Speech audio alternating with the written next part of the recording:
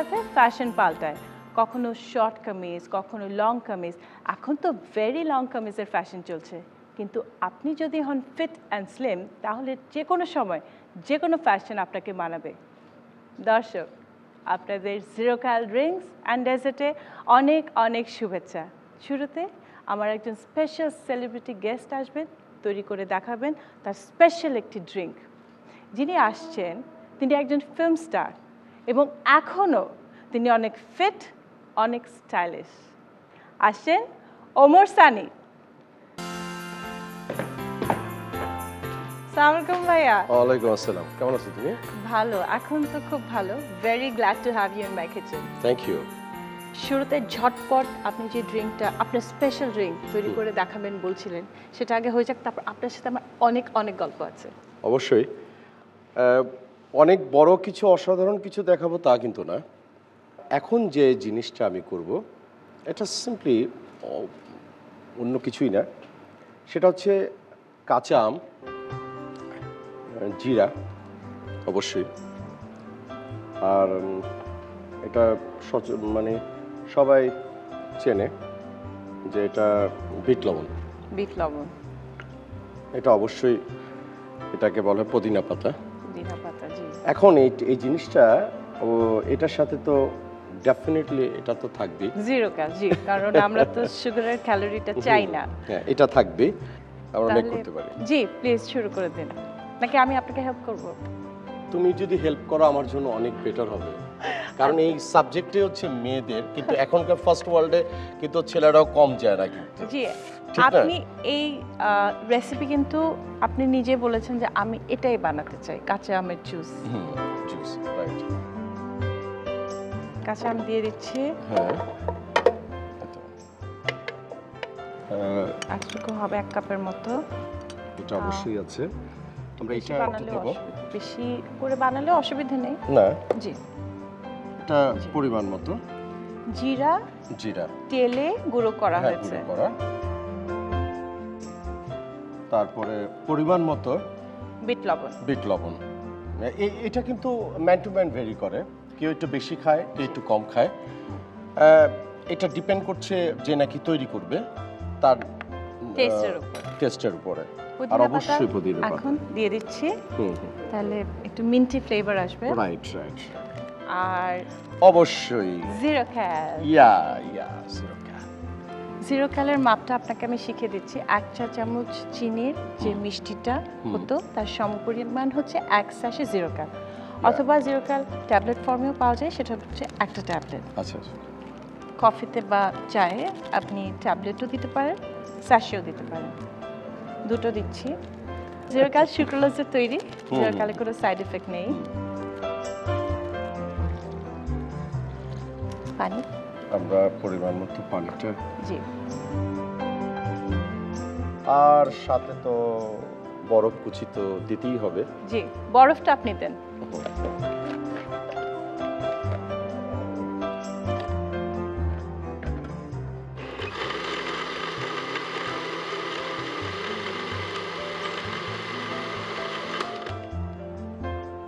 হয়ে গেছে, আমি বের করে নিচ্ছি।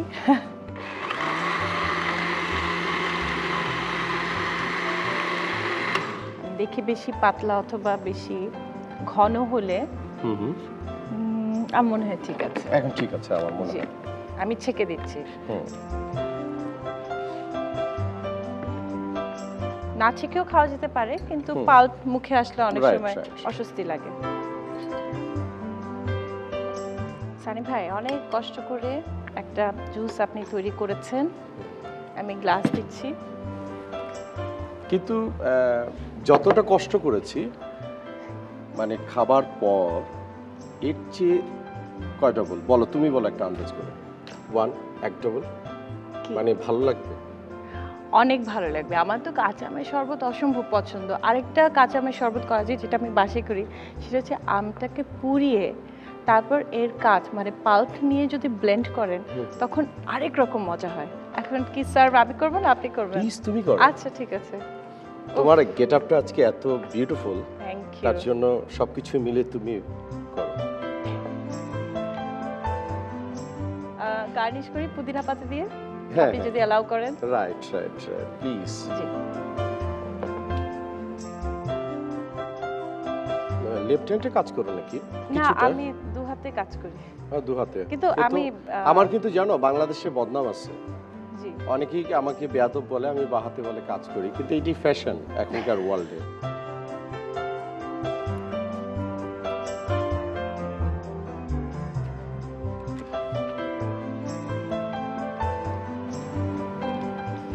আমি একজনকে মিস করছি জানো।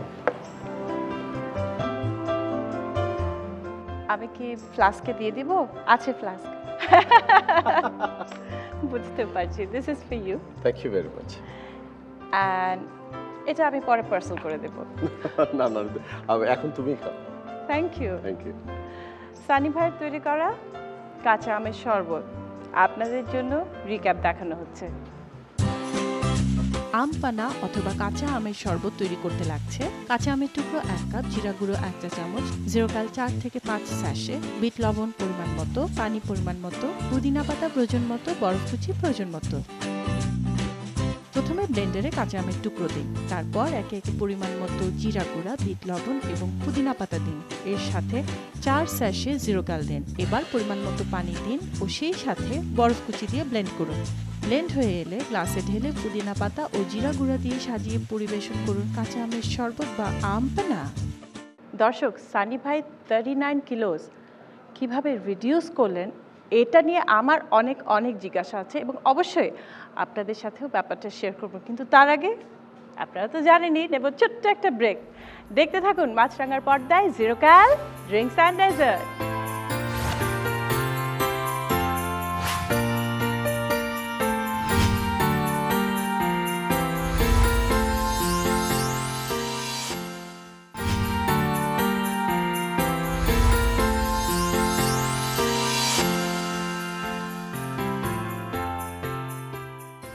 মাছরাঙার পর্দায় দেখছেন জিরোকাল ড্রিঙ্কস অ্যান্ড ডেজার্ট। আপনাদের সবাইকে আবারও শুভেচ্ছা। গপশপ মারছি সানি ভাইয়ের সাথে। সানি ভাই, আমার সে কাঙ্ক্ষিত প্রশ্ন, বলো। 39 কিলোস কিভাবে আপনি রিডিউস করেছিলেন? এটা অনেক কষ্টের ব্যাপার, কিন্তু ইচ্ছাটা যদি থাকে মানুষের সবকিছুই সম্ভব। এই নিজের দিকে নিজে খেয়াল রাখতে হবে। প্রতিটা ধর্মেরই কিন্তু একটা কথা আছে, কিন্তু নিজের দিকে তুমি নিজে খেয়াল করো। যেরকম আমি সাপোজ অনেক দিন যাবৎ কিন্তু রেড মিটটা আমি অফ করে দিয়েছি, ভাতটা অ্যাভয়েড করেছি, ইভেন কি রুটি, রুটি সেটাকেও অ্যাভয়েড করেছি। আর মিষ্টি আমি খাইনি। আমি গত 2 বছরের মধ্যে একটা টাইমে এসে আমি কিন্তু এখন কিন্তু খুব একটা ডায়েট করি না। আবার সামনে কাজের ফাঁকে কিন্তু আবার করে ফেলবো।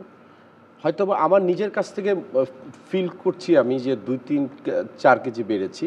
এইটা আমি আবার ইনশাল্লাহ একটা জায়গায়, এটা কোনো ব্যাপারই না, নাথিং আমার জন্য।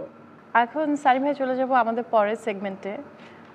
আমরা একটা ক্যাম্পেইন করেছিলাম, আমাদের দর্শকদের আহ্বান জানিয়েছিলাম তাদের স্পেশাল রেসিপিগুলো পাঠানোর জন্য। ওনারা অনেক ড্রিঙ্ক এবং অনেক ডেজার্টের রেসিপি পাঠিয়েছেন। যেমন আজকে আপনি ড্রিঙ্ক তৈরি করে দেখালেন, এখন একজন দর্শক আসবেন, তৈরি করে দেখাবেন তার একটি পছন্দের ডেজার্ট, এবং বোনাস হিসেবে আপনি তো থাকছেন। অবশ্যই।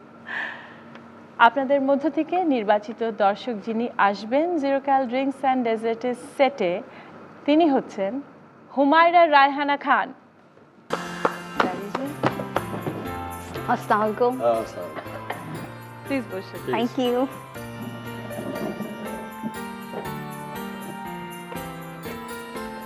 আপনি আমার সাথে কথা বলবেন না আপনার ফেভারিট হিরোর সাথে কথা বলবেন? আমি আসলে কনফিউজড, আমি যে আসলে কার সাথে কথা বলবো। মানে আমি যখন স্কুলে পড়ি তখন সানি ভাইয়ের অনেকগুলো মুভি দেখেছি, বাট আমি পার্সোনালি আজকে দেখছি ফার্স্ট।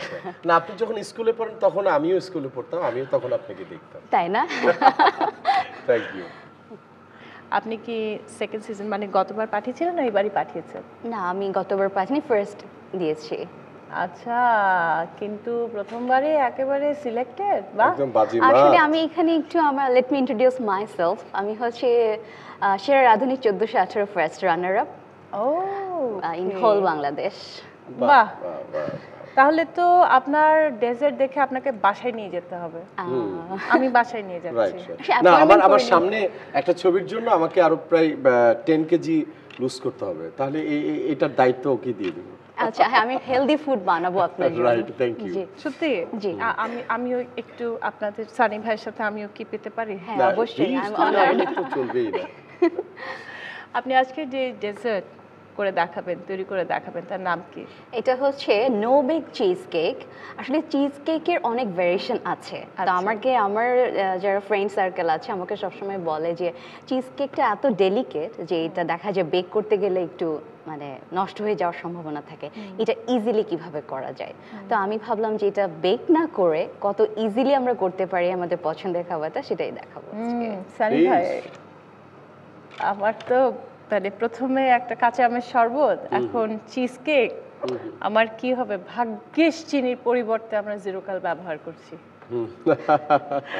দর্শক, no bake cheese cake, yummy. আমার মুখে তো এখনই পানি চলে এসছে, কিন্তু অপেক্ষা করতে হবে। অ্যাজ ইউজুয়াল নেব একটা ছোট্ট ব্রেক, আসছি একটু পরে। দেখতে থাকুন জিরোকাল ড্রিঙ্কস অ্যান্ড ডেজার্ট। আমরা কিছু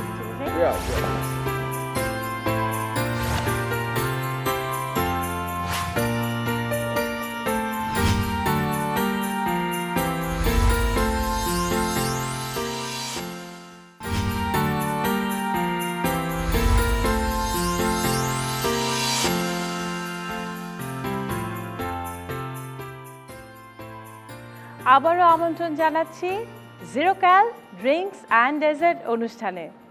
আমার কিচেনে আছেন আমার special guest film star Omar Sunny ভাই, এবং সাথে রয়েছেন হুমায়রা আপা।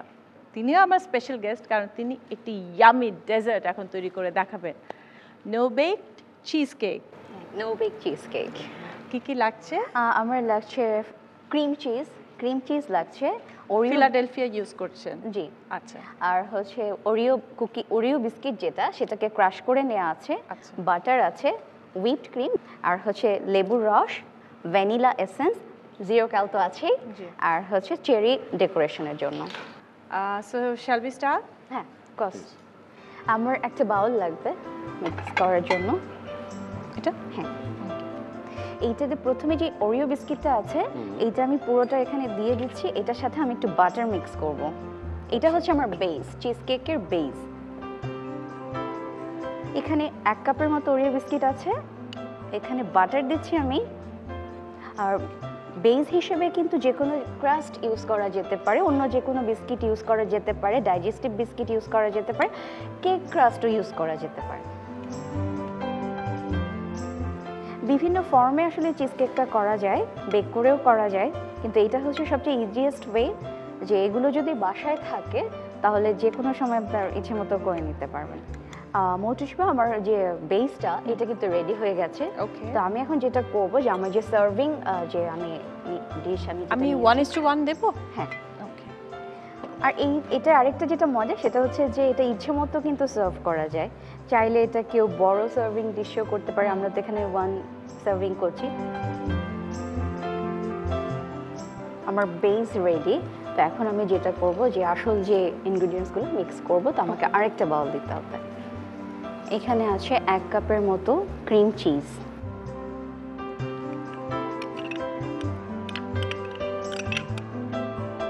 এটার সাথে আমি দেব সামান্য একটু ভ্যানিলা এসেন্স, আর হচ্ছে zero cal 1 sachet is equal to 1 teaspoon. এখানে আমি 2টা দিব প্যাকেট, কারণ হুইপড ক্রিম ইউজ করছি, হুইপড ক্রিমটাতে কিন্তু মিষ্টি আছে একটু।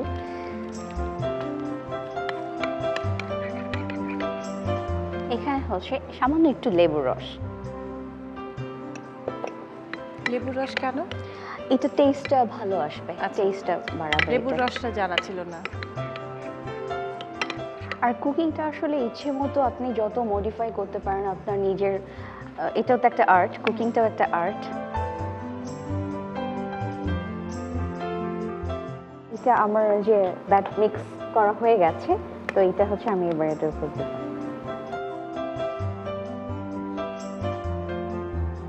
এটা যখন একদম জমে যাবে কারণ ডেজার্টটা একটু ঠান্ডাই খায়, তখন এটা টেক্সচার একদম কেকের মতোই হবে, ক্রিমি টেক্সচার আসবে একটা।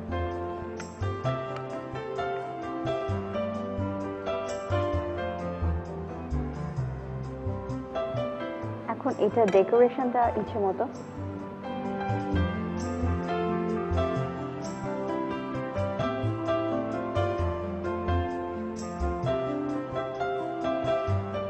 সানি ভাইয়া, specially for you, no bake cheese cake. Thank you. It's my pleasure. Yeah, Madhusi আপু, আপনার জন্য no bake cheese cake. How nice, thank you. কিন্তু এটা আগে ফ্রিজে জমিয়ে তারপর খেতে হবে, রেফ্রিজারেটরে, ডিপে না। সরি, একটু সময় লাগবে। ব্রেক দিবা? না, এখন একেবারে বাড়ি যাব। ও বাড়ি। কিন্তু তার আগে আবার কিছু ফর্মালিটি আছে, 1 মিনিট। দর্শক, no baked cheese cake, yum yum yum, জমিয়ে তারপরে খেতে হবে। ততক্ষণে আপনারা দেখে নিন পুরো প্রসেস আরেকবার। নো বেক চিজ কেক তৈরি করতে লাগছে ক্রিম চিজ 1 কাপ, 0 ক্যাল 2 sachet, whipped cream 1 cup, vanilla essence সামান্য, লেবুর রস 2 চা চামচ, ওরিও বিস্কিট গুঁড়ো আধা কাপ, বাটার 4 টেবিল চামচ, চেরি কুচি সামান্য। প্রথমে একটি বোলে ওরিও বিস্কিটের গুঁড়োর সাথে 2 টেবিল চামচ বাটার মেশাতে হবে। তারপর পরিবেশন বাটিতে মিশ্রণটি বেজ হিসেবে বসাতে হবে। এরপর আরেকটি বাটিতে 1 কাপ ক্রিম চিজ, সামান্য ভ্যানিলা এসেন্স, 2 স্যাশে 0 ক্যাল দিয়ে মেশাতে হবে। তারপর মিশ্রণে সামান্য লেবুর রস দিয়ে মেশাতে হবে। তারপর মিশ্রণটি ওরিও বিস্কিটের তৈরি করা বেজের উপর লেয়ার করে দিন। এরপর ওপরে চেরি ফল ওরিও বিস্কিট দিয়ে সাজিয়ে ফ্রিজে রেখে ঠান্ডা করে পরিবেশন করুন নো বেক চিজ কেক। একটি মজার ড্রিঙ্ক এবং ইয়ামি ডেজার্ট দিয়ে শেষ করছি আজকের পর্ব। আপনারা যদি রেসিপি আবার দেখতে চান তাহলে লগ ইন করুন www.facebook.com/zerocalfitnessrecipe। আপনাদের থেকে বিদায় নেব বাড়ি যাওয়ার আগে, কিন্তু তার আগে আমার ফর্মালিটি তো জানেন, আমার গেস্টদের থেকে বিদায় নিয়ে নিই। সানি ভাই, yeah, thank you so much for coming. Thank you তোমাকে। জি। জিরোকালের কে আমার পক্ষ থেকে অভিনন্দন, শুভেচ্ছা, এবং সবাই সুস্থ থাকবেন, অবশ্যই ভালো থাকবেন। আর ওই যে একটা কথা বলেছি, নিজের ভিতরে একজন আছেন, তাকে আমরা ফলো করব, আর স্বাস্থ্যের দিকে আমরা সবাই নজর দিব, আর সাথে সাথে আমাদের এই সুন্দর দেশটিকে আমরা আর সুন্দর করব। Thank you. হুমায়রা আপু, thank you so much for coming. Madhusi আপু, আপনাদের দুজনকে অনেক ধন্যবাদ। আমার খুব পছন্দের, মানে আমি বলতে পারেন ফ্যান, পছন্দের দুজন অভিনেতা অভিনেত্রীর সাথে আমি আজকে রান্না করলাম, আর সেই সাথে জিরো কালকে ধন্যবাদ। খালি মুখে যেতে দেওয়া যাবে না। সানি ভাই, সামনে ওয়েট লুজ করতে হবে, this will help you. Thank you. জিরোকালের পক্ষ থেকে গিফট হ্যাম্পার। তোমাকে অভিনন্দন, শুভেচ্ছা। আর হুমায়রা আপা, this is for you. Thank you very much. Pleasure. Fardin Faiza, তোমাদের জন্য থ্যাংক ইউ। ভালো থাকবেন, সুন্দর থাকবেন, আর সানি ভাই যেমন বললো, মনের ডাক্তারের কথা শুনবেন। আবার দেখা হবে জিরোকাল ড্রিঙ্কস অ্যান্ড ডেজার্ট অনুষ্ঠানে।